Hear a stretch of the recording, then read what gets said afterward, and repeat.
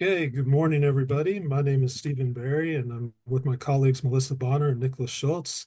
We're doing differentiated instruction for administrators, with product being the focus. So let's go ahead and dive right on in and introduce the topic.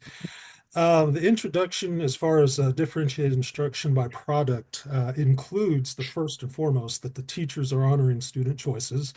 And we'll flesh out what that means a little bit later on in the presentation.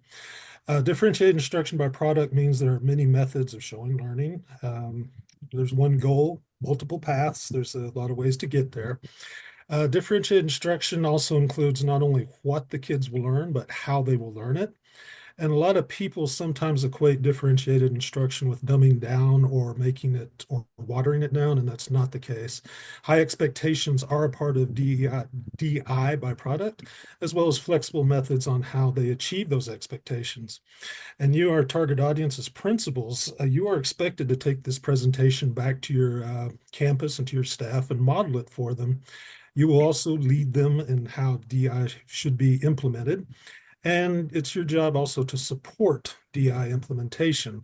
That is for you to go into the classroom and take a look and critique and also suggest, hey, what can I do to support you guys? Can I give you materials? Can I get you technologies? What can I do to help out in this road to DI? So let's go ahead and flesh that out a little bit and go on to the next slide.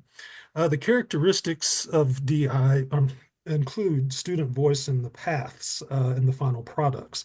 This is where we honor student choice. Then we also give them not only choice in what they're learning, but how they're learning it and how they're showing it. There are multiple paths to doing this. We have students with their different learning modalities, and we address those modalities, and we let them play to their strengths on how they show how they've learned something. And we'll give you specific examples later on in the presentation.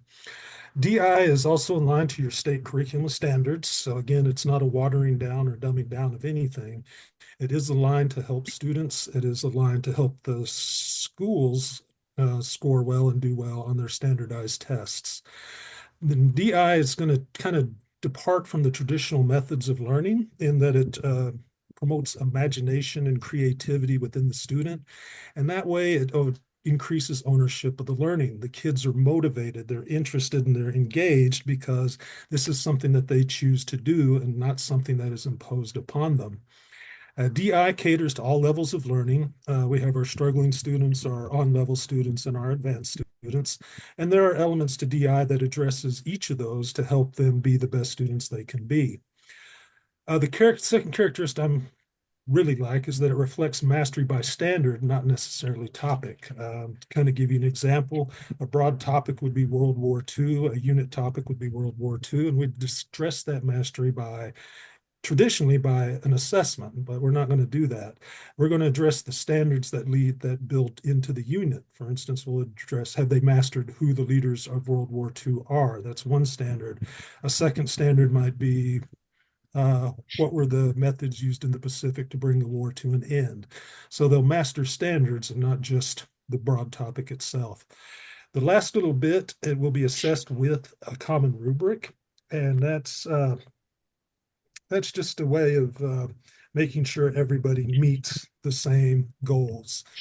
So we're going to flesh it out a little bit more. We're going to give you standards. We're going to give you examples, and I'm sorry, we're going to give you examples, and we're going to take it from the general to the specific. So I'll turn it over to my colleagues now. So, if you remember from last time, we talked about how key points of differentiating in your classroom is to differentiate by student interest, student readiness, and learner profile. So, for differentiating by product, you also need to consider all three of these concepts: interest, readiness, and learner profile. And the way in which you do this is you first identify the KUDs, which are explained by Tomlinson as the things the students must know, understand, and do. That's where you need to start when you want to include interest, readiness, and learner profile. And from here, the students can then decide the format of the product that you're creating. And this can be straight student interest, give don't even give them options, just have them tell you what they like to do. You could narrow it down to a handful of options and let them pick from that. And that can also relate to their learner profile if they prefer to stand in front of the class and give a speech, or if they prefer to write you an essay and just turn it into the computer and not have to share. You can address all of these. And then once you've decided on the format, you're also going to make sure that you've identified the baseline expectations. And that is, what do you want the quality of work to look like? And what you're going to expect the students to do on a daily basis. And this is where you get connected to student readiness, because you're going to need to make sure they, again, they know the KUDs, but that they are being stretched and scaffolded. And that's also related to the support structures. You need to coach them through the entire product creation and make sure that you're giving them tiered supports so that they can build that independent learning and build the final product that is meeting those baseline expectations. Another strategy is to blend your ideas with the students. So that is where you're giving the right amount of challenge and the right amount of support, but you're still getting that student voice and choice. So again, that's related to their interest, the things that they like, and their profile, the ways in which they like to learn. And then make sure that you're sharing those new ideas. The kids need to know that you're open to, hey, here's our standard, for example, the World War II that you'd mentioned. How do you want to show that you've reached mastery on that? What would an end product, what would a proof of learning look like? So those are the basic strategies for including differentiated instruction that involves interest, readiness, and profile. Now let's look closer at the steps. So for your administration, these are some steps that are really great at helping you implement it. The first thing is just building upon teachers' understanding of DI, because not every teacher, like some of your older teachers, I'd say probably like a certain method. Like they have the one size fits all method, which a lot of people use. But with these new kids and how like they're used to this new technology and everything, like there's not one size fits like people like uh their teacher talking to them, maybe like reading or watching videos. Like there's not like a one size method that works for everybody. So just teaching these teachers how important DI is, and like if there's other ways to like it works for them, but also works for students as a whole. The second thing is using assessments to measure students' readiness. That's your formative, summative, and diagnostic assessments, just to see what works with students, like how the measures the teachers are working, like maybe we're speaking to them and maybe that's not really working. So maybe just using videos or quizzes or just little like checkups every day, maybe that's more effective. And the third thing is defining learning goals clearly and early and clearly. So the teacher, from the principals, the teachers, and the students know like we are going to be hitting all of these topics like we need to in this certain amount of time. So it's this right early on. It's not just it's not like the principal thinks we're doing one thing, and then the teachers say, "Oh, we're doing this, this, and this," and the students are like, "Oh, why are we doing this?" Like everyone knows like what we're doing on, and this could probably should be established in at least the first couple of days of school, or even in the summer. Like teachers and the principals are meeting this like, "Hey, this year we're hammering on these key points because we didn't do that well on that last year." The fourth thing is discussing effective strategies, processes, and content. I think this should be discussed way before the school year even starts, so you know like what we're going to do, because every year students are different. You have different class, different ages, different people like every year. So if you don't know like what you're going to do, and if it doesn't work, then you can try something else because you have a whole semester, whole 2 semesters to do it. So if you're not looking for different ways to try to get this apart, it's probably not going to work. So you should be spending some time outside of class and with other professionals to get this implemented and understood. And go to the next slide, please. So the fifth step I found was using technology to support DI. It's some teachers are kind of hesitant to use technology, but if used the right way, it can be very good at helping students just understand stuff better. I know a lot of my teachers didn't like watching videos. Like we usually just read a book or something. But with these new kids, they're so used to technology that sometimes the only way they can learn is by just watching a video or using like their own Chromebooks or whatever the technology they have to learn. So there's also like plenty of websites that can help you like organize stuff like you're working with. So if teachers can use that, it can just make everything more efficient for them. It can be more efficient for you, just in general, like supervising and making sure everything's going well.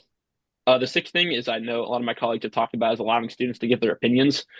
So they're the most important people in this whole thing. Is we won't have a job, we don't have students. So if they're not being able to voice their opinions and objections, like, hey, for this assignment, can I maybe speak instead of writing? Because I'm not a great writer, but I can speak very well. So if you're not allowed to give their opinions, that's back to the one size fits all. That's what you're sticking to, and that obviously doesn't really work. So the students giving their opinions just makes it way better for everybody. So the seventh thing is providing professional support for better DI strategies. So this is just being available for the teachers and giving them chances, like if they can come up to you and say, "Hey, I'm struggling with this. Do you have any advice or anything that can help me do this?" So even maybe just planning like a when you have a work day or something, you can have like a little class or something. Teachers just watch a video or just to give them some help, or also giving them like websites, or maybe even like if you know someone who's very well in very knows a lot about DI, you can just call them and say, "Hey, you can talk to them because they're way better, know way more about it than I do." And the eighth thing is consistently monitoring DI implementation. So your principals, you're obviously going to be supervising and go watching way more stuff than this one teacher. So you have the everybody to watch over. So just making sure that like your teachers are doing DI and just checking up on them. So if they do need that assistance or whatever, that you can help them and are available to them. And while also making sure the students are doing the same thing as well and having a good time and also succeeding in this DI method. Okay, so we know as principals, you're wondering, how do I take this back to my teachers and make it make sense? How do I take it to any level of teacher and let them be successful? So let us break this down for you. We want you to be confident and know that you can differentiate products for any level of student, as long as you follow these basic guidelines. So starting again, just to reiterate, you are going to specify those, what the students know, understand, and do. You're going to let the students either pick the topic within a unit that you're covering, and then you give them a couple choices of that product, or you're going to give them the topic and let them pick the end product, which is what it would look like to prove that they have learned. And that's where you're getting a lot of your student interest. You can do flexible groupings. They can work independently in small groups, and that's where you're getting a lot of learner profile. How do they learn best? You're going to give them the tools for success, like organizers, timelines, rubrics that will be related to their readiness. And then you're also going to teach up. You're always going to focus on that stretch growth. Yeah. Now you're probably wondering, what does this look like in my classroom? What can I expect to see? So I'm going to take you from an example from a broad general example to the specific. And the broad general is great because this applies to all core and non-core classes, and it also applies to non-levels, as Melissa mentioned earlier. You can use this from kindergarten up to 12th grade, and then you can, of course, do it horizontally across contents. So for this particular DI example, we've chosen demonstration of mastery or demonstration of learning through student end product, the creation of their end product.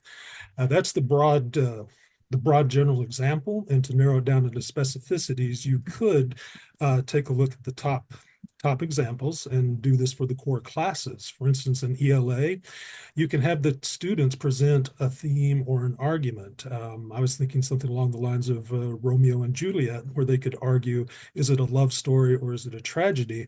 And they can use elements within the Shakespearean play to prove their point.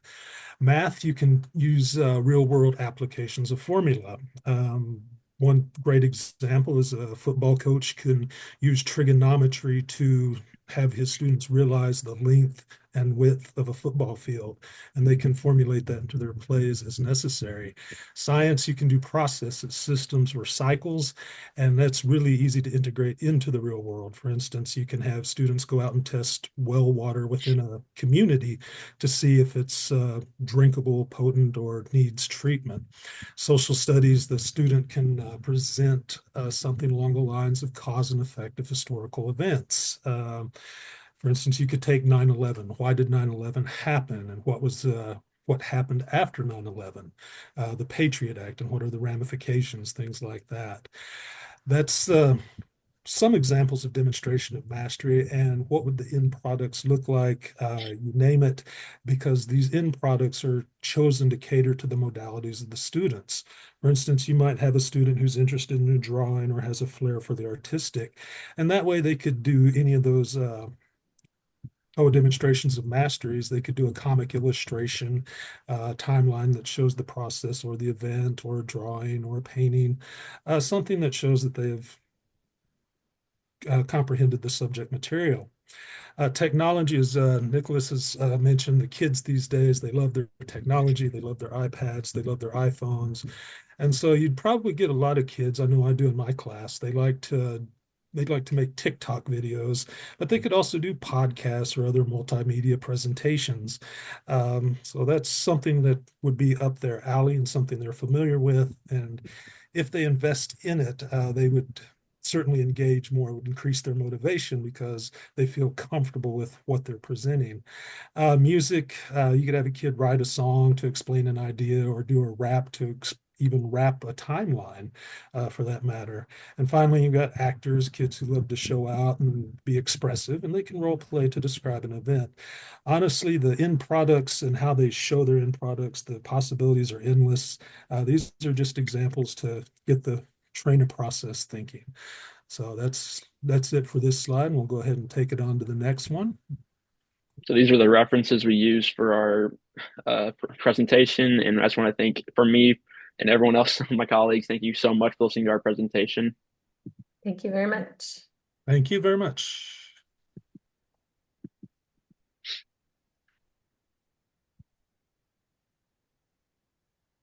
Okay. Are we done?